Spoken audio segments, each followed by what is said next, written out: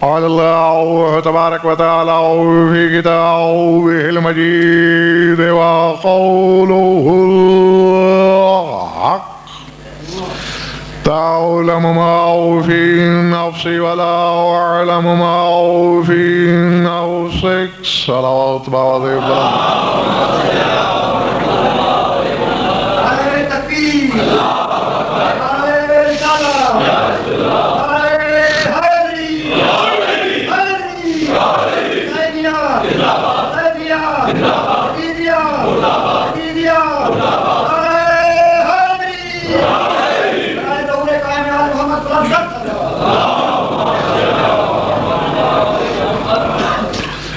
توجہ ہے، بات شروع کی جائے۔ سورہ مائدہ سے ایک آیت پڑھی ہے میں نے، آپ حضرات نے اشتہارات میں دیکھا ہوگا کہ عزیزان نے ہر مجلس کا ایک نیا موضوع منتخب کیا ہے، اور وہ مجھ سے مشورہ کر لیتے تو میں اس میں کچھ تھوڑا رد و بدل کرتا، کیونکہ ہر موضوع عامت الناس کے ذہن تک رسائی نہیں رکھتا۔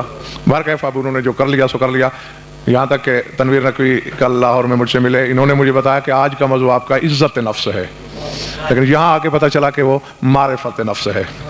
تو بہرکیف میں تو عزت نفس پر بھی بولنے کے لیے تیار تھا، تو لیکن معرفت نفس، گھبراہٹ تو نہیں ہو رہی نا؟ ظاہر ہے روزانہ موضوع ہی الگ ہے، تو اب مجھے یہ انتظار نہیں ہوگی کہ کچھ سامعین اور آئیں تو انہیں میں اپنے موضوع کے سلسلے کا ساتھی بناؤں، کہ روزانہ کی مجلس جو ہے وہ الگ اور مکمل ہے۔ در حقیقت ایک حدیث جس نے ہر دریدہ دہن اور گستاخ علم کو معرفت توحید میں در اندازی کا حق دے دیا ہے، اور اس کی وجہ یہ ہے کہ اس حدیث کو بڑے بڑے سمجھ ہی نہیں سکے، اور وہ حدیث اپنی شہرت تک عالم اسلام کے بچے بچے تک پہنچی ہوئی ہے۔ من عرف نفسہ فقد عرف ربہ، کہ جس نے اپنے نفس کو پہچان لیا اس نے اپنے رب کو پہچان لیا، اور لا حول ولا قوت الا باللہ، یعنی اس کے جواب میں اس سے زیادہ بلیغ جملہ میرے پاس کوئی نہیں۔ کہاں ہے یہ بات؟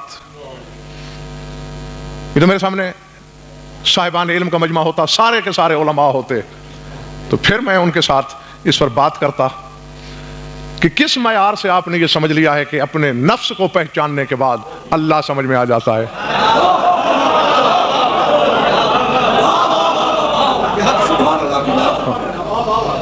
ہرگز نہیں۔ دیکھیے ابھی آپ استغفر اللہ بھی کریں گے، لا حول بھی پڑھیں گے، اور 3 حرف بھیج دیں گے اس تصور پر۔ اب مثال کے طور پر اب یہ نفس کی پہچان شروع ہوتی ہے۔ نفس حادث ہے، یعنی حادث اس چیز کو کہتے ہیں جو پہلے نہ ہو پھر ہو جائے۔ نفس حادث ہے، اب میں نے پہچان لیا ہے کہ نفس حادث ہے، تو کیا اللہ کو حادث مان لوں؟ بولو، یعنی یہی عقیدہ رکھوں کہ کچھ وقت تھا جب اللہ نہیں تھا پھر ہو گیا؟ نہیں ہو سکتا۔ میں نے نفس کو پہچانا، نفس مجھے قدیم نہیں لگا، اللہ صرف قدیم نہیں بلکہ قدیم بھی ذات ہے، تو پھر اس نے تو مجھے معرفت نہیں کرائی اللہ کی۔ چلے تو نہیں گئے ہو؟ بلکہ یہ یوں سمجھ لیں کہ یہ 10 مجالس نہیں، ہمارا ایک عرفانی علمی سبق ہے، اور جہاں آپ کو کسی تشریح کی ضرورت پیش آئے میں آپ کو کھلے دل سے یہ حق دیتا ہوں کہ آپ میرا بیان روک لیجئے گا۔ ابھی تک آپ کو یہ ادراک تو ہو گیا ہوگا کہ رٹ کے میں کبھی بیٹھا نہیں، اور یہ موضوع تو آپ کے اپنے دیے ہوئے ہیں، مجھے پتہ ہی بخدا مجلس کی قسم آج چلا ہے کہ کس دن میں نے کس موضوع پر آپ سے بات کرنی ہے، تو پوچھ لیجئے گا، تشریح مانگیے گا، تاکہ کوئی گنجلک، کوئی خلش، کوئی کھٹکا آپ کے دماغوں میں نہ رہ جائے۔ نفس حادث ہونے کے بعد حالق بھی ہے، کل نفس ذائقۃ الموت، ہر نفس موت کو چکھنے والا ہے۔ تو میں نے اپنے نفس کو پہچان لیا کہ وہ موت کو چکھے گا، کیا خدا بھی ایسا ہے؟ اللہ بسم اللہ جیتے رہو۔ یعنی اگر یہی پیمانہ ہے کہ میں اپنے نفس کو پہچان لوں تو خدا کو پہچان لوں گا، تو میرا نفس حادث جبکہ اللہ حادث نہیں، میرا نفس حالق جبکہ اللہ موت دینے والا تو ہے، معاذ اللہ اس کی طرح موت کا تصور کرنا شرک صریح اور کفر عظیم ہے۔ تو پھر میرے نفس نے تو نہیں پہچانا. پھر میرے نفس کی شان یہ ہے کہ یہ دو چیزوں کے درمیان برزخ ہے, جسم اور روح کو ملاتا ہے. کیا اللہ بھی دو چیزوں کے درمیان رہتا ہے؟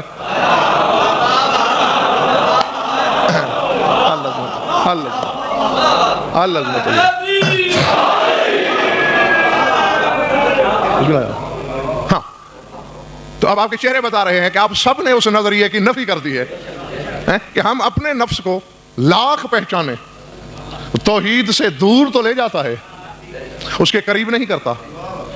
اور پھر لفظ عارفہ کا ہے, عالمہ کا بھی نہیں. یہ بھی نہیں حدیث میں کہ وہ رب کو جان لے گا, نہیں, پہچان لے گا. جاننے اور پہچاننے میں بڑا فرق ہوتا ہے.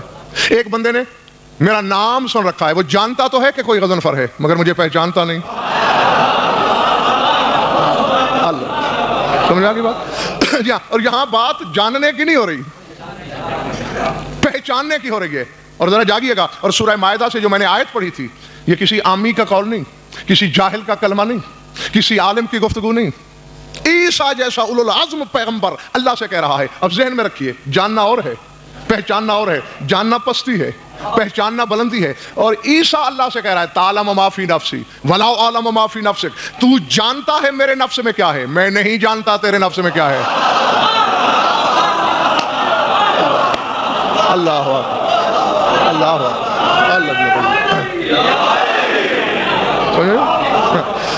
تو جب عیسیٰ جیسا جانتا نہیں, ملا پہچانتا کیسے ہے؟ سمجھ آ رہی بات نہیں؟ ہاں, شاباش, الحمدللہ. اب مجھے یقین ہے, بلکہ یقین واثق ہے, کامل ہے, کہ جو پیغام میں آپ تک پہنچانا چاہوں گا اسے آپ سمجھ لیں گے. میرا نفس مصنوع ہے, یعنی خود سے نہیں بن گیا. دیکھیں, آپ میں سے ہر شخص اپنے آپ پر نظر ڈالے, کیا آپ نے اپنے آپ کو خود بنایا؟ نہیں. یعنی عقل نفی کر دیتی ہے, مشاہدہ اس کی رد کر دیتا ہے کہ ہم نے اپنے آپ کو خود نہیں بنایا. ٹھیک ہے نا؟ جب خود نہیں بنایا, کیا ہم جیسے کسی نے ہمیں بنایا ہوگا؟ سوال پیدا نہیں ہوتا, کیونکہ اگر ہم جیسا ہمیں بنا سکتا تو ہم اپنے آپ کو خود بنا لیتے. جس طرح ہم عاجز ہیں اپنے آپ کو بنانے میں, تو جو ہم جیسا ہے وہ بھی عاجز ہے ہمیں بنانے میں. اور خود سے بن نہیں سکتی کوئی چیز, یعنی بنا بغیر بانی کے ہوتی ہی نہیں. بالکل اسی طرح سلاطین عجم میں سے ایک بادشاہ تھا, دہریہ تھا, وہ اللہ کے وجود کو مانتا ہی نہیں تھا. اس کا وزیر وہ مسلم تھا, روزانہ وزیر اس سے بحثیں کرتا. ہار گیا جب وزیر, تو اس نے چپ چپاتے معمار بلائے, ہزاروں کی تعداد میں مزدور طلب کیے, سینکڑوں مستری لگا دیے, اور بڑی تھوڑی مدت میں جنگل میں ایک عظیم الشان محل تعمیر کروا دیا. اس نے بادشاہ سے کہا کہ ذل الہی چلیے ذرا شکار کھیلیے. شکار کو چلتے ہیں. شکار کو نکلے تو جان کے وزیر نے راستہ وہی لیا جہاں وہ محل بنا ہوا تھا. بادشاہ ہوئے, یہ عظیم الشان محل یہاں کس نے بنایا؟ مجھے نے کہا جی کسی نے نہیں بنایا, رات تک نہیں تھا, خود ہو گیا. بادشاہ سلامت, میں رات یہاں سے گزرا ہوں, بالکل چٹیل صفا میدان تھا, کچھ نہیں تھا, یہاں محل کا نام و نشان ہی نہیں تھا, خود بن گیا. بادشاہ نے تلوار نکالی. مذاق کرنے کی جرت کی ہمارے اس بارگاہ میں یہ جسارت, ہمیں اتنا بے عقل اور بے وقوف اور احمق سمجھ رکھا ہے تم نے. رات تک کچھ نہیں تھا, خود بخود کیسے بن گیا بغیر کسی معمار کی تعمیر کے؟ اس نے کہا بادشاہ بے وقوف تو ہے, جب ایک چھوٹا محل بغیر بانی کے نہیں بن سکتا, کائنات بغیر بنانے والے کے کیسے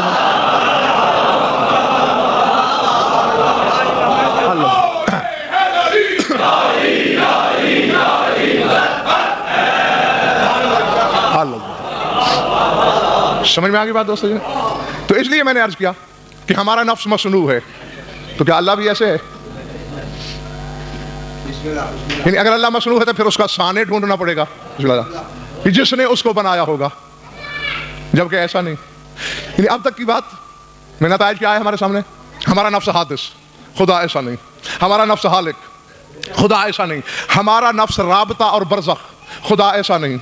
ہمارا نفس مصنوع, اللہ ایسا نہیں. یعنی اس نفس کی معرفت نے ہمیں خدا سے دور تو کیا, قریب نہیں. یعنی ہاں اس قانون کے تحت تم پرکھ سکتے ہو کہ یعرف الاشیاء بازدادہا, ہر شے اپنی ضد سے پہچانی جاتی ہے. یعنی دن کی معرفت کرنی ہے تو اس کی ضد کو دیکھو, رات کو. یعنی جب اندھیرا سمجھ میں آ جائے گا پھر روشنی کی معرفت ہو جائے گی. علم کی معرفت حاصل کرنی ہے تو جہل کو دیکھو, جب جہالت سمجھ میں آئے گی اس کی ضد سمجھ میں آ جائے گی. تو اس قانون کے تحت تو چلو پتہ چل سکتا ہے کہ یہ چیزیں یہ نقائص ہیں نفس میں, خالق کے نفس میں نہیں ہونے چاہیے۔ اور پھر نفس تو عارضہ ہے، لاحقہ ہے، جیسا کہ میں نے پہلے کہا تھا کہ یہ دو چیزوں کو ملاتا ہے، روح اور بدن کو۔ بالکل ایسے ہے، آپ ایک دیوار تعمیر کرتے ہیں ڈاکٹر صاحب، اور دیوار کی تعمیر کے لیے اینٹ سے اینٹ آپس میں جڑ نہیں سکتی، آپ رکھتے چلے جائیں، ایک بچہ اسے ہلکا سا دھکا دے تو وہ دیوار گر جائے گی۔ دیوار کی مضبوطی کے لیے آپ کو گارا، مسالہ یا سیمنٹ کی ضرورت ہے۔ تو دو اینٹوں کے درمیان جب آپ نے مسالہ لگا دیا، ان کا رابطہ جڑ گیا۔ چونکہ بدن کثیف تھا، بدن خاک تھا، بدن فانی تھا، بدن نجاست تھی، روح لطیف، نور، باقی، یہ بالکل ایک دوسرے کی ضد، یہ آپس میں جڑ ہی نہیں رہے تھے۔ اللہ نے انہیں جوڑنے کے لیے ذو جہتین شے بنائی، جو آدھی بدن جیسی تھی، آدھی روح جیسی، اور اس کا نام نفس رکھا۔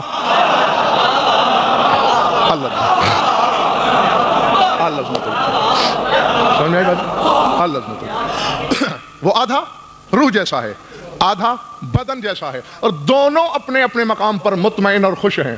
روح خوش ہے کہ میرا رابطہ اپنی جنس سے ہے، اور جسم مطمئن ہے کہ میرا واسطہ اپنی جنس سے ہے۔ در حقیقت وہ درمیان کی چیز ہے، نہ وہ سارا روح جیسا ہے، نہ وہ سارا بدن جیسا ہے، اور موت یہی چکھتا ہے۔ فنا نفس بھی نہیں ہوتا، یعنی معدوم نہیں ہو جاتا، مٹ نہیں جاتا، لیکن موت وارد نفس پہ ہوتی ہے۔ بدن حالق، بدن بالکل نابود ہو جاتا ہے، فنا ہو جاتا ہے، مٹ جاتا ہے۔ روح ہے ہی باقی، وہ کسی طور فنا ہو نہیں سکتی۔ 1 کروڑ موتیں اس پہ وارد ہو جائیں، روح نہیں مرتی۔ بدن بالکل مر جاتا ہے، روح بالکل نہیں مرتی، کیونکہ یہ درمیان کی چیز ہے۔ موت کو چکھتا یہ ہے، محسوس بدن کر لیتا ہے۔ اور بالکل آپ دیکھ لیں کہ سورہ زمر میں اللہ نے موت کی تمثیل نیند کے ساتھ بیان فرمائی ہے۔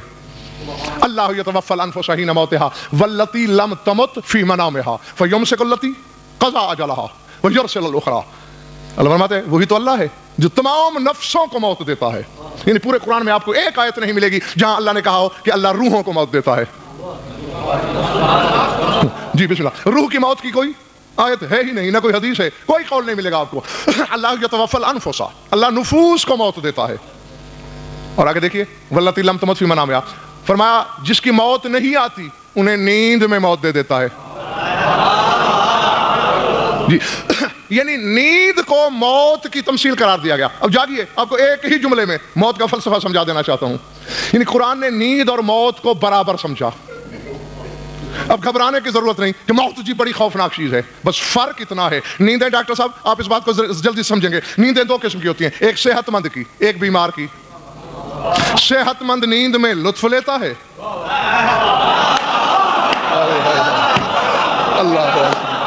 اللہ اور بیمار سونے کے باوجود بھی کرہاتا رہتا ہے۔ آپ نے کبھی دیکھا ہوگا بیمار ہے، آنکھیں بند ہیں، سو رہا ہے، کراہ بھی رہا ہے، چہرے پہ تکلیف کے آثار نمودار ہو رہے ہیں۔ کیوں؟ بیمار کا سونا ہے۔ بس فرق صرف اتنا ہے، جس کے دل میں صحت ہے ولایت کی، وہ موت کے مزے لیتا ہے۔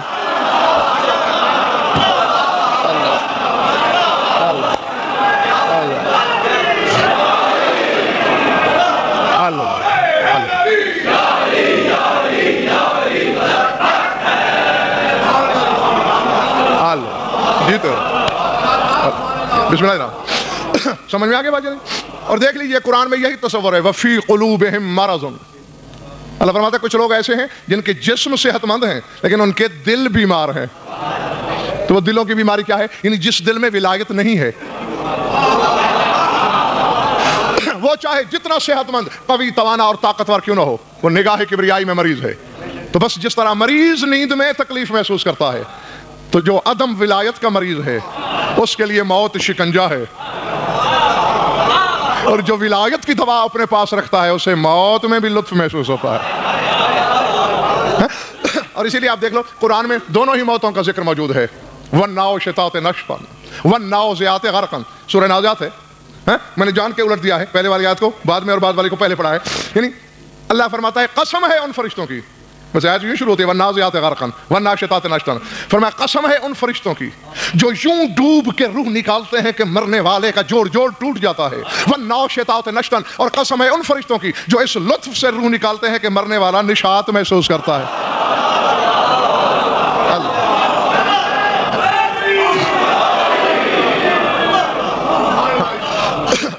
جیتے رہو. ہاں بس اب آپ سمجھ گئے یہ بات بھی. اللہ نفوس کو نیند میں لے لیتا ہے. بسم اللہ. واللتی لم تمت فی منامہا, جن کی اصلی موت نہیں آئی ہوتی ان نفسوں کو نیند میں موت آتی ہے. آگے فرماتے ہیں فَيُمْسِكُ الَّتِي قَضَىٰ أَجَلَهَا, جن کی اجل آ چکتی ہے. اللہ فرماتا ہے میں ان نفسوں کو واپس نہیں جانے دیتا. آپ دیکھتے نہیں کہ بندہ سویا ٹھیک, صبح آپ نے ہلایا تو مرا پڑا ہے.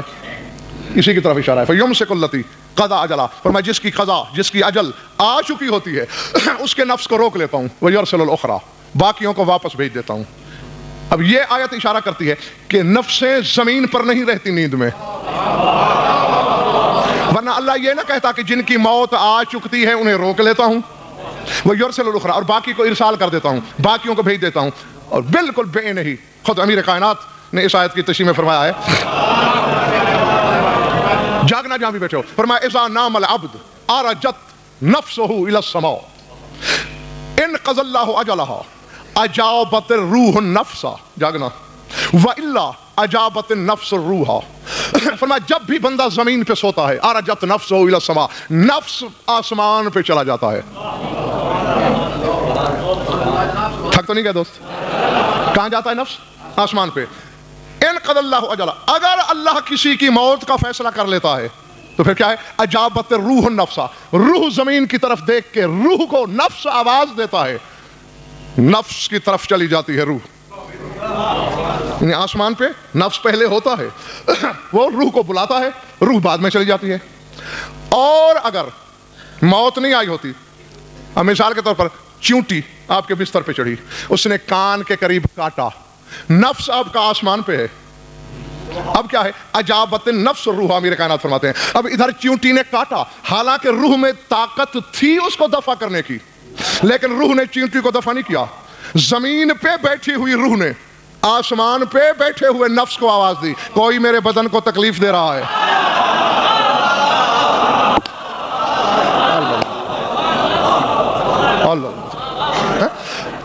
جی یعنی اس سے جمیل بھائی زیادہ آسان میں نہیں کر سکتا, اپنی طرف سے میں بڑی کوشش کر رہا ہوں کہ آسان, حالانکہ بخدا یہ وہ مسائل ہیں کہ جو ہر مدعی علم کی سمجھ میں نہیں آتے. اور پھر عامت الناس کو سمجھانا, چیونٹی کاٹ رہی ہے, کوئی چیز بستر پہ چبھ رہی ہے, کوئی اور تکلیف ہو رہی ہے, تو روح طاقتور ہونے کے باوجود, حالانکہ نفس سے زیادہ طاقت ہے روح میں, ہاں یعنی اگر روح نہ ہو تو نفس کچھ کر ہی نہ سکے, لیکن آواز نفس کو دیتا ہے. قوی بھی روح ہے, طاقتور بھی روح ہے, صاحب قدرت بھی روح ہے, لیکن نفس سے کہہ رہا ہے جو آسمان پہ ہے, دور والے کو بلا رہا ہے کہ آ. بس نفس واپس آیا, اس نے ہاتھ کو حکم دیا کہ چیونٹی کو ہٹا دے. حالانکہ روح بھی تو حکم دے سکتی تھی ہاتھ کو, لیکن روح نے نہیں دیا. جو طریقہ ہے, جو آئین جبلت ہے, جو آئین کبریائی ہے, اس کے مطابق روح نے نفس سے کہا, نفس نے ہاتھ کو حکم دیا, اس نے چیونٹی ہٹا دی, یا جو کانٹا چبھ رہا تھا اسے دور کر دیا. اب میں پھر دہراتا ہوں تاکہ جب اگلا جملہ بولوں تو میرا ایک سامع بھی پیچھے نہ رہ جائے. اب فلسفہ کیا ہے؟ آسمان کی طرف جانا ہو, یعنی اللہ کی طرف جانا ہو, تو نفس پہلے جاتا ہے,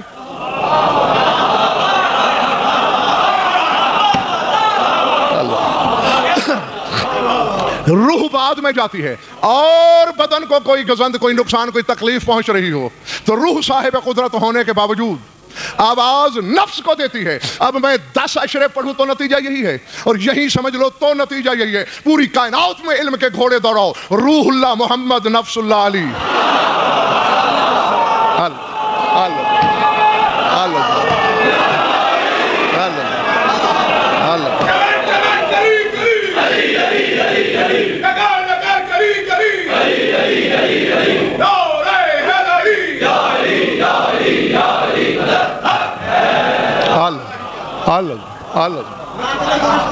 بسم اللہ. یقیناً ہر چہرہ بتا رہا ہے کہ میری بات سب نے سمجھ بھی لی, سنبھال بھی لی. روح اللہ کون؟ میرا رسول. اور نفس اللہ हाँ, सब जानते हो। अब जमील भाई पता नहीं अली को क्या करिश्मा अता किया है ज़ात वाजिब ने। कायनात में दो ही बड़े हैं अली से और दोनों खींच रहे हैं अपनी तरफ अली को।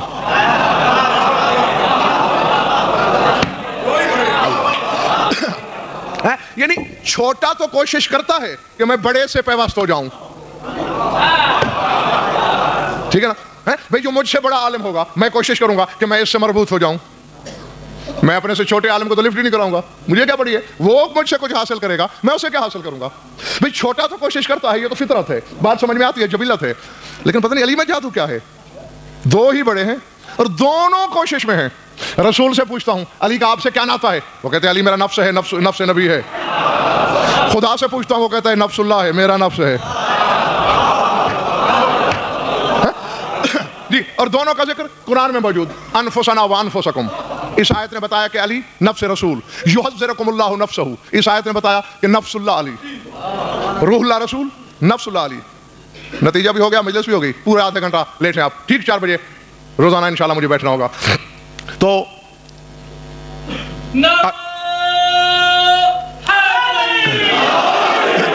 मैंने सूरह ज़मर की आयत पढ़ के आपको बताया कि जब आसमानों पे जाना होता है तो पहले नफ्स जाता है, ये आयत ने बताया, मैंने नहीं बताया। रूह बाद में, रूहुल्लाह कौन है, रसूल, नफ्सुल्लाह अली। तो बस इस फलसफे को नहीं छोड़ना, यही रूह अकीदत है कि जब उधर जाना होगा नफ्सुल्लाह पहले जाएगा।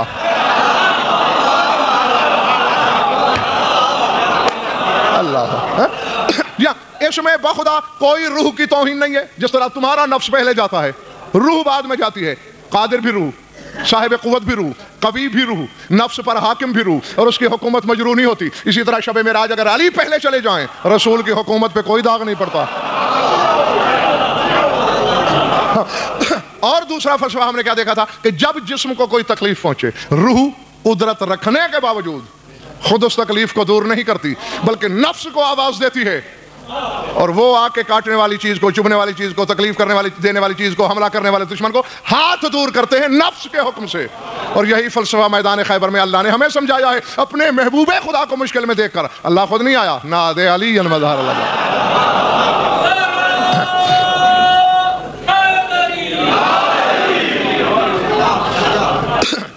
समझ में आ गई बात दोस्तों? बिस्मिल्लाह। हाँ, बस अब मैं समझा लूंगा। इस वक्त तक भाई जी मेरे पास, आप भी देर से आए, और प्रोफेसर नियाज़ अकबर आप भी। पहले मैंने बताया कि मन आरफ़ नफ्सहु फ़क़द आरफ़ रब्बहु की जो हदीस है, इसको बड़े बड़ों ने समझा ही नहीं। ये कतई नहीं है कि अगर हमने अपने नफ्स को पहचान लिया है तो हमने खुदा को पहचान लिया। मैंने इन सामईन को बताया कि नफ्स क्या है, और सब ने फतवा दिया कि ये चीज़ खुदा से दूर तो ले जा रही है, उसकी मारिफत नहीं करा रही।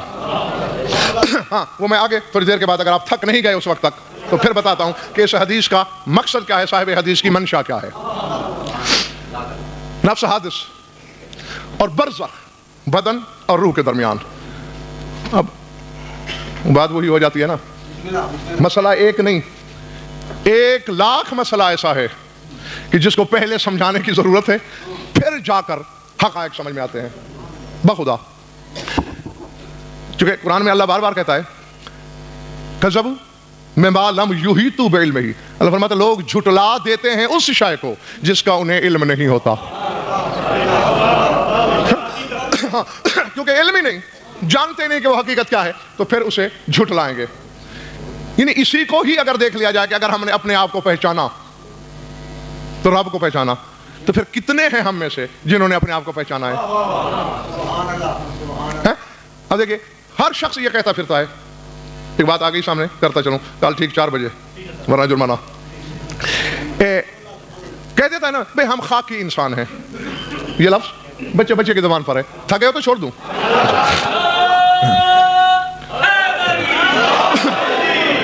भाई ये क्या किया, भाई खता हो गई, आखिर खाकी जो हूं।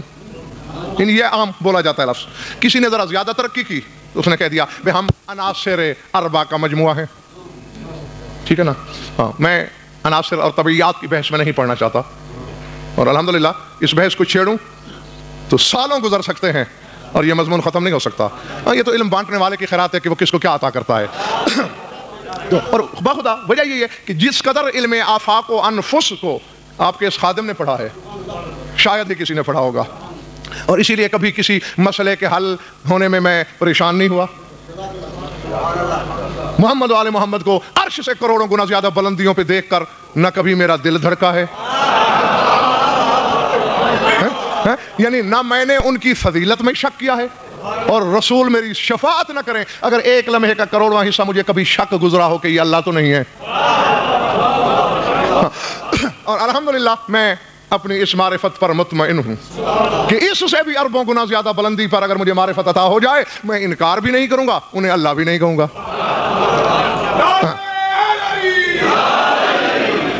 अच्छा अब देखिए हुजूर, अनासर से तो उल्फत हम बने, लेकिन जो चीज हमें दूसरी मखलूक से मुमताज करती है, यानी मवालिद सलासा के मुकाबले में हम जो अशरफ कहलाते हैं वो क्या चीज है भला?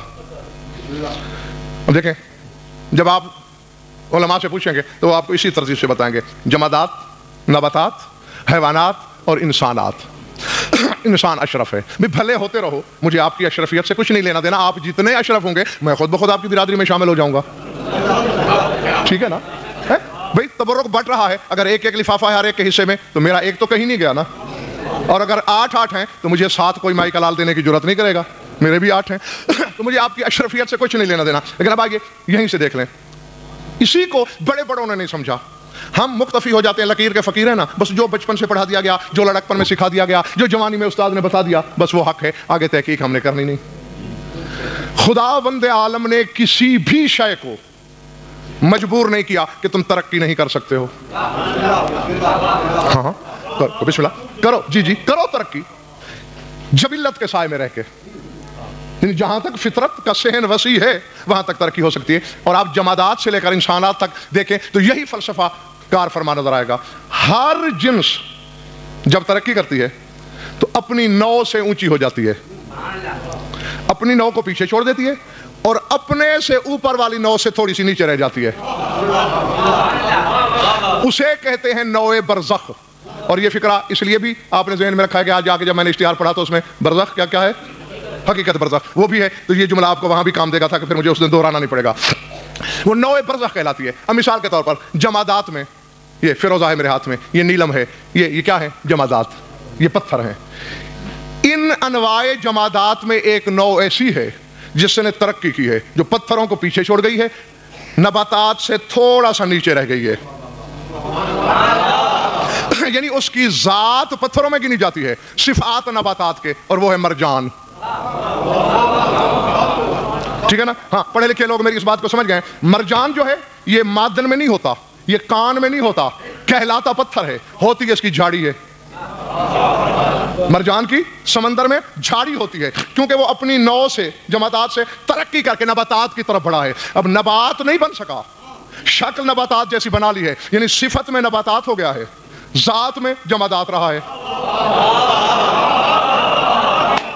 समझ आ गई बात मेरी दोस्तों? हाँ ये हाँ जी। अब जरा आगे चलें, नबातात में भी इसी तरह है। वहां एक चीज ने तरक्की की, वो नबातात को पीछे छोड़ गई, हैवान में शामिल हो गई, हैवान से थोड़ा नीचे रह गई, यानी सिफत में हैवान हो गई, जात में नबातात रही, और उसका नाम है खजूर। खजूर नबातात से तरक्की करके आगे निकल गई है। इसमें हैवान वाली सिफतें हैं, जिसकी दलील ये है, हर दरख्त को सर से काट लो, मौसम बहार में फिर से शगुफे निकल आते हैं। खजूर ऐसा दरख्त है जिसका सर काट लो, कयामत तक शगुफा नहीं निकलता, क्योंकि हैवानी सिफत रखती है। अल्लाह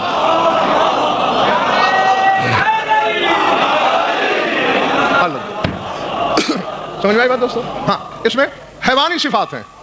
तो अब ये नौ बरज़ख है। अब जिस तरह मरजान नौ बरज़ख है जमात और नबात के दरमियान, ये खजूर नौ बरज़ख है नबातात और हैवान के दरमियान। इसी तरह हैवान, मैं ये जमील भाई एक एक मिसाल दे रहा हूँ, मिसालें और भी हैं मेरे पास, एक एक इसलिए दे रहा हूँ कि नहीं याद रहे। अब इसी तरह हैवानात में भी नौ ने तरक्की की, जो हैवान को पीछे छोड़ गई, इंसान से थोड़ा नीचे रह गई, और वो नौ बरज़ख कहलाई, यानी सिफत में इंसान जैसी, जात में हैवान जैसी। और उसमें दो मिसालें हैं, बंदर और तोता। बंदर की तरक्की नाकिस है, यानी वो हरकत तो कर लेता है इंसान वाले, इंसान की तरह बोल नहीं सका, तोता बोल भी लेता है। समझ आ रही?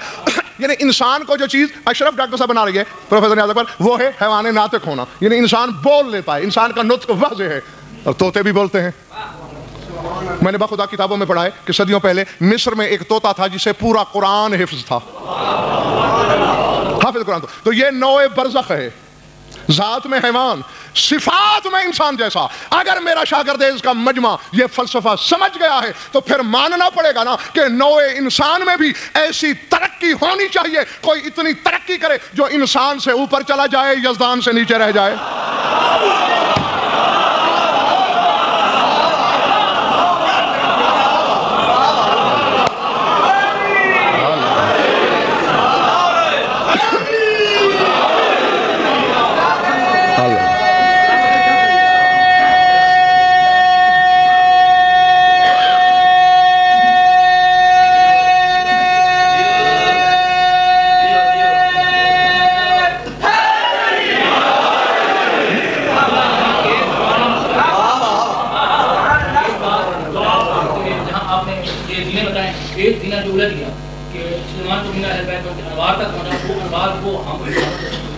نہیں وہ تو ظاہر ہے، وہ درجہ بندی ہوگی۔ اگر میں ایک ایک درجہ گننے بیٹھ جاؤں تو پھر تو آدھی رات تو یہیں ڈل جائے گی۔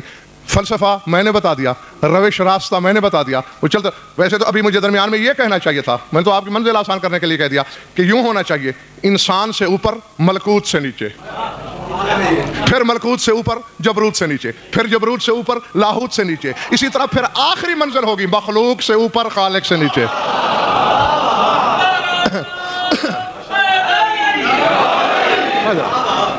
تو یہ بات سمجھ میں آ گئی نا دوستو؟ تو وہی چیزیں حجتیں کہلاتی ہیں۔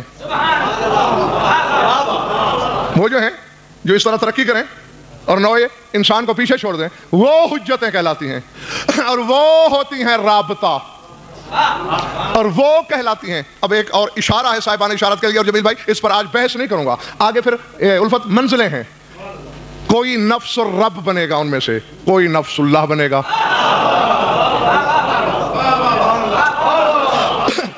یعنی کوئی رب کا نفس کہلائے گا، کوئی اللہ کا نفس کہلائے گا۔ آپ دیکھ لیں قرآن میں بھی اسی طرح ہے، وجہ الرب کا ذکر الگ ہے، وجہ اللہ کا ذکر الگ ہے۔ یعنی کوئی صفت تک پہنچتا ہے، کوئی ذات تک پہنچتا ہے، کوئی جزوی اسم تک، کوئی اسم محیط تک۔ تو وہ جو نفس اللہ کہلائے گا وہ بھی درمیان میں ہوگا، وہ نوع برزخ کہلائے گا خالق اور مخلوق کے درمیان، نہ وہ مخلوق جیسا ہوگا نہ وہ خالق جیسا ہوگا۔ سمجھ میں آ رہی بات جو نہیں؟ اور ہمارے پاس اشرف مخلوق کے پاس، ہم جو اشرف مخلوق کے ڈنکے مارتے پھرتے ہیں، ہمارے پاس ہے ہی کیا سوائے ہوا سے خمسہ کے؟ ہاں وہ بھی 5 ہیں تو ہم اشرف ہیں، وہ 5 حواس نہ ہوتے تو ہماری اشرفیت کا بھرم تو چٹکیوں میں کھل جانا چاہیے تھا۔ میرے خیال سے کچھ تھک گئے ہو تم۔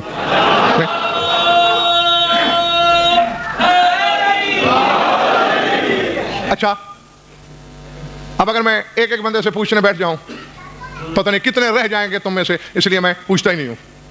کیوں کہ ہر مدعی علم کو بھی اس حقیقت کا پتہ نہیں ہے۔ یہ حواس خمسہ کیا ہے؟ یعنی دیکھنا، سننا، سونگنا، چکھنا، ٹٹولنا، قوت باصرہ، قوت سامعہ، قوت شامہ، قوت ذائقہ، قوت لمسہ، یہ چیزیں ہمیں ممیز کرتی ہیں باقی انواع اور اجناس سے۔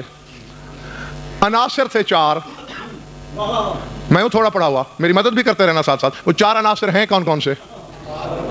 آگ، ہوا، اللہ آپ کا بھلا کرے۔ اب بات آسان ہو جائے گی، دیکھنا ایک مدد آپ نے کی، اگلا مسئلہ میں سمجھا دیتا ہوں آپ کو۔ اب ایسا ہے حضور کہ اللہ نے ان سارے ناری سے قوت باصرہ کو خلق کیا۔ بھائی جی میری بات جاؤ، ڈاکٹر صاحب تحقیق کر لو، مولویوں نے آج تک آپ کو یہ بتایا کہ یہ نور ہے، یہ نور نہیں، یہ نار ہے۔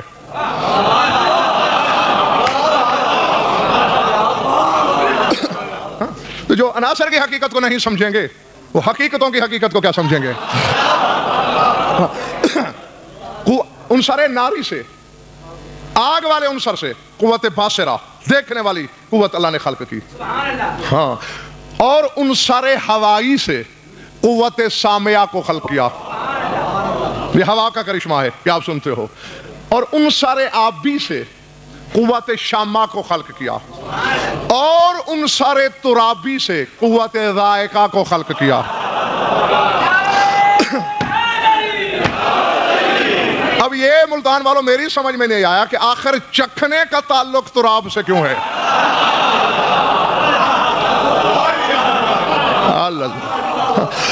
جاؤ علم طبیعیات، علم آبادہ طبیعیات، علم آفاق، علماء سے جا کے پوچھو، روئے زمین پر علم کے گھوڑے دوڑاؤ۔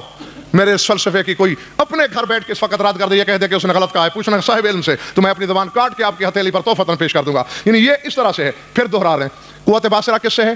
عنصر نار سے، آگ سے۔ قوت سامعہ ہوا سے۔ قوت شامہ پانی سے۔ قوت ذائقہ تراب سے۔ چکھنے کا تعلق تراب سے، نمک کا تعلق ابو تراب سے۔ اچھا دیکھنا، اور ان چاروں عناصر سے قوت لامسہ بنائی، ان میں چاروں ہیں۔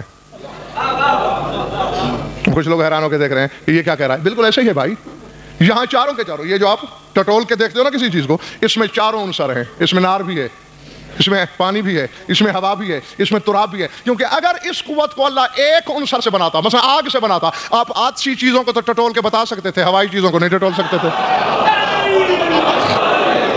اگر ہوا سے بناتا تو آپ بادی چیزوں کو تو ٹٹول سکتے تھے، خاکی چیزوں کو نہیں ٹٹول سکتے۔ اس لیے یہاں ہے چاروں عناصر۔ تو ان 5 عناصر سے ہم اللہ پہچانیں گے؟ ہو سکتا ہی نہیں۔ اور آؤ میں کرسی چھوڑ کے آپ کو نتیجہ دوں، زندگی بھر علماء کے نفس پر بیان سنتے رہو، یہی کچھ ملے گا۔ اس کی تشریح مل جائے گی، شرح در شرح مل جائے گی، اس سے آگے کا دینہ ہے ہی نہیں، ہو سکتا ہی نہیں۔ اور پھر یہیں سے آپ سوچنا کہ جب صدیوں اس گنجلک اور مغالطے میں رکھا گیا ہے آپ کو، تو پھر باقی حقائق کا کیا حال ہوا ہوگا؟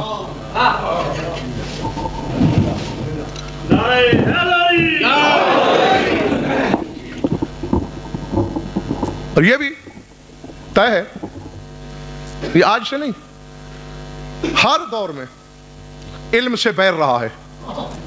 حالانکہ ہونا تو یہ چاہیے، بھئی الفت کے پاس علم ہے تو میں بھی کوشش کروں اس مقام تک پہنچوں۔ اور علم تو یار اتنا ہے، آخر امیر کائنات نے جو فرما دیا کہ علم الانبیاء فی علمہم، کہ آدم سے لے کر عیسیٰ تک سارے نبیوں کا علم ہمارے علم کے مقابلے میں ایسے ہے جیسے سمندر کے مقابلے میں ایک قطرہ۔ تو یہیں سے اندازہ لگایا جا سکتا ہے کہ علم کی وسعت کتنی ہے۔ کائنات مل کے مشکیزیں بھر لے، سمندر کی مساحت میں فرق نہیں پڑتا۔ حق تو یہ ہے کہ ترقی کریں، رشک کریں، ہم حسد کا شکار ہو جاتے ہیں۔ یہ علم کا حسد ہی تو تھا کہ جس نے ابلیس کو آدم کے سامنے جھکنے نہیں دیا۔ فرشتوں نے چونکہ اعتراف کر لیا کہ آدم علم میں ہم سے زیادہ ہے، وہ سجدے میں گر پڑے، شیطان اکڑ گئے۔ تو آؤ سوچتے رہو، یہ نہیں کہ ہم اگر اپنے نفس کو پہچان گئے تو ہم نے رب کو پہچان لیا، ہرگز نہیں۔ اور اب میں جس منزل پہ جمیل بھائی ہاشم رضا، جس منزل پہ میں اب آ گیا ہوں، میں یہ بھی جانتا ہوں کہ میری اپنی محفل میں بیٹھنے والوں میں سے بھی شاید کچھ لوگ مجھ سے ناراض ہو جائیں، لیکن جو حقیقت ہے وہ اپنی جگہ اٹل حقیقت ہے۔ اور حقیقت بیان کرنے میں غضنفر نے کبھی آج تک نہ سمجھوتا کیا ہے نہ سودے بازی کی ہے۔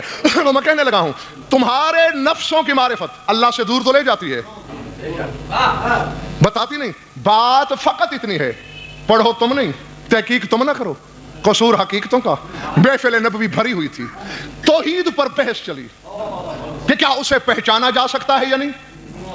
وہاں رسول نے کہا، او لا تقولوا فی اللہ، اللہ میں بحث مت کرو، کافر ہو جاؤ گے۔ تو پھر یا رسول اللہ اس کو پہچانے کیسے؟ فرمایا من عرف نفسہ فقد عرف ربہ، جس نے اس کے نفس کو پہچان لیا۔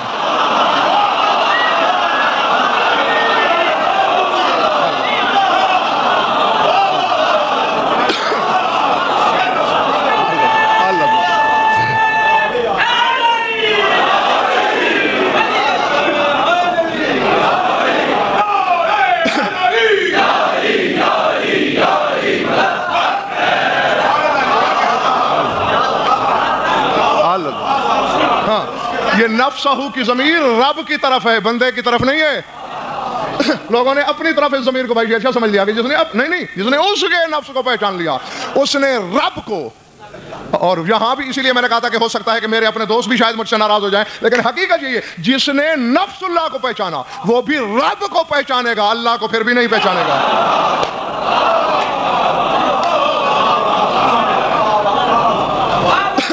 کیونکہ اللہ کو پہچانتا ہے تو صرف اللہ یا نفس اللہ.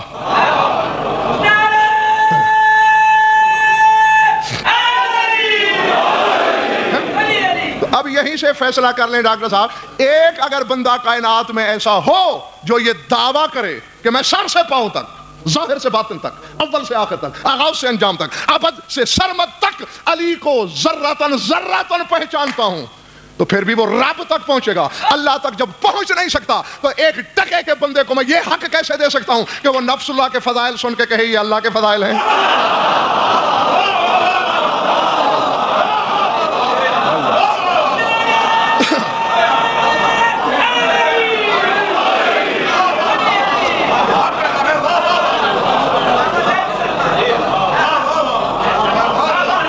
سمجھ میں آگئی بات یا نہیں؟ اور اب یہاں دیکھنا یہ ہے حضور, جی میں نے سلمان جیسوں سے یہ فقرہ سنا ہے, انی عارف ہو, میں نے پہچان لیا. جاگرا سلمان کہہ رہا ہے انی عارف ہو, میں نے پہچان لیا. سلمان اللہ کے نام پر بتا کیا پہچانا؟ فرمایا اللہ عارف ہو, میں نے پہچان لیا کہ میں نے نہیں پہچانا.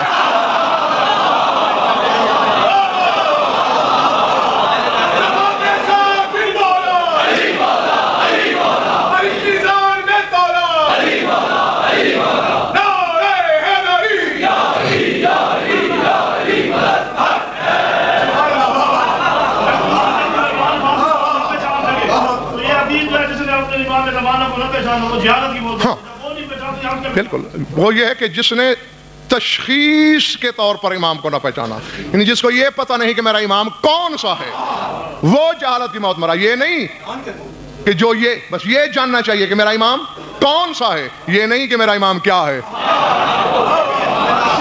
کون سا تو پہچانا جا سکتا ہے, کیا ہے یہ نہیں پہچانا جا سکتا ہے. اور لا یکلف اللہ نفسا الا ما اتاہا, اللہ فرماتے ہیں میں کسی کو تکلیف ہی اتنی دیتا ہوں جتنا میں نے اسے عطا کیا ہے.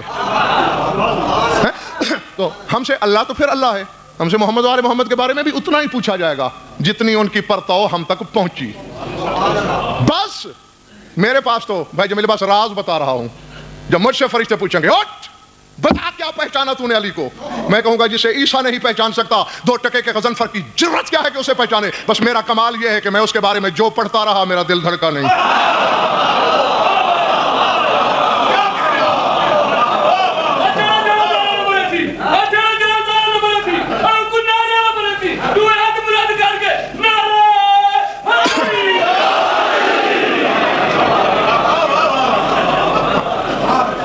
تم بھی یہی, اگر تمہارے پاس یہی جواب ہے کہ ہم فرشتوں سے یہ کہیں گے کہ ہم نے علی کے بارے میں شک نہیں کیا, تو فرشتے تمہیں 100 کے 100 نمبر دیں گے کہ تم نے علی کو پہچان لیا. کیونکہ علی کو پہچاننا یہی ہے کہ وہ پہچانا تو جا سکتا نہیں, لہذا اس کے بارے میں جو ہے وہ سچ ہے, بلکہ اس سے آگے بھی بہت کچھ ہے. درود پڑھ لو مل کر بابا دے بلند. کچھ پلے پڑا یا وقت ضائع ہوا؟ آمین. ہاں پھر اب سارے صاحبان جمع ہیں, ٹھیک 4 بجے بیٹھ جانا ہوتا ہے مجھے, اور آج رات جو جوادیہ میں مجلس ہے وہ ٹھیک 9 بجے انشاءاللہ میں آپ کی خدمت میں پیش ہو جاؤں گا. اور بس تمہارے تصور سے پہلے چھوڑنے لگا ہوں. آج تک شعور دنگ ہے, ادراک گنگ ہے کہ وہ علی جو مظہر مظاہر قدرت ہے, اس علی کی محبت سے بھی اگر کوئی اونچی چیز ہے زمانے میں تو وہ سلطان کربلا کے غم میں بہائے ہوئے آنسو ہے. جی اجرکم اللہ. میں کوئی تفصیلی مطالب نہیں پڑھنا چاہ رہا, مقصد یہی ہے کہ 2 آنسو آپ کی آنکھوں میں تیر آئیں اور میں چلا جاؤں. ان آنسوؤں کے بارے میں بخدا بڑے بڑے علماء ربانیین نے, جن کی ہم جوتیاں اٹھانے کی بھی اہلیت نہیں رکھتے, وہ علماء ربانیین دفتر کے دفتر سیاہ کرنے کے باوجود یہ اعتراف کرنے میں انہوں نے جھجک محسوس نہیں کی کہ ہم آج تک سمجھ ہی نہیں سکے کہ زہرا کے لاڈلے کا غم آخر ہے کیا. جی ہاں, بس ظواہر میں یہی بات سمجھ میں آئی ہے ہر صاحب علم کے کہ چونکہ ہر آنسو کے پیچھے حسرت چھپی ہوئی ہے علی کی بیٹی کی, کیونکہ علی کی بیٹی کو رونے دیا نہیں گیا. اور یہیں سے دیکھو بخدا حیرت زدہ ہو جاتا ہے انسان خانہ بدوش دیکھے ہیں آپ لوگ بھی دیکھتے ہوں گے. ملتان شہر سے باہر چلے جاؤ, شہر میں خالی پلاٹوں میں آج 4 جھونپڑیاں یہاں ہیں, کل ادھر لگی ہوئی ہوں گی. ان خانہ بدوشوں کا بھی کوئی بندہ مر جائے تو کبھی کوئی خانہ بدوش عورت اپنی جھونپڑی سے اٹھ کے آ کے کسی کا دروازہ بجا کے یہ نہیں کہتی کہ ہمارے ہاں مرد ہو گئی ہے, ہمیں افسوس کرو. اب اللہ جانے علی کی بیٹی کی حسرت کتنی ہے. روزانہ اللہ جانے کتنے ہزاروں میلوں کے سفر, لا تعداد مسافتیں کر کر کے علی کی بیٹی ایک ایک جگہ جائے گی. اور ہم ابھی چلے جائیں گے, ہم کل پھر 4 بجے یہاں جمع ہوں گے 24 گھنٹے کے بعد. لیکن خدا کی قسم شام والی 10 دن کے لیے یہیں تمہاری مہمان ہے, وہ جائے گی بھی نہیں اور ایک اور پردہ دار کو جانے بھی نہیں دے گی. کس کو؟ اپنی زخمی پہلو والی ماں کو. ساری رات ماں کا ہاتھ پکڑ کے عزا خانے میں پھرتی رہے گی, دکھاتی رہے گی اماں فلاں مومن یہاں بیٹھا رو رہا تھا, فلاں مومن ادھر رو رہا تھا, فلاں ادھر بیٹھا رو رہا تھا. العظمت للہ. اور پھر روتے روتے نشاندہی کرتے کرتے ایک سوال کرے گی ماں سے, زمین کا کلیجہ پھٹ جائے گا. سوال یہ کرے گی, اماں یہ چیخے مار کے رو رہے تھے, انہیں پتھر کسی نے نہیں مارے, انہیں رونے سے منع کسی نے نہیں کیا. بطول کہتی ہے بیٹی یہ کوئی جرم تو کر نہیں رہے تھے, تیرے مظلوم بھائی کا ماتم ہی تو کر رہے تھے. بلا تشبیہ پردے کی چادر سر سے الگ کر کے کہتی ہے اگر تیرے حسین کو رونا جرم نہیں تو میرا سارا آج تک زخمی کیوں ہے؟ میں نے تو جہاں تیرے حسین کا نام لیا کہیں نیزوں سے خاموش کرایا گیا, کہیں پتھروں کی بارش کی گئی, کہیں آگ کے شعلے برسے. وَسَيَعْلَمُ الَّذِينَ ظَلَمُوا أَيَّ مُنقَلِبٍ يَنقَلِبُونَ أَلَا لَعْنَةُ اللَّهِ عَلَى الْقَوْمِ الظَّالِمِينَ.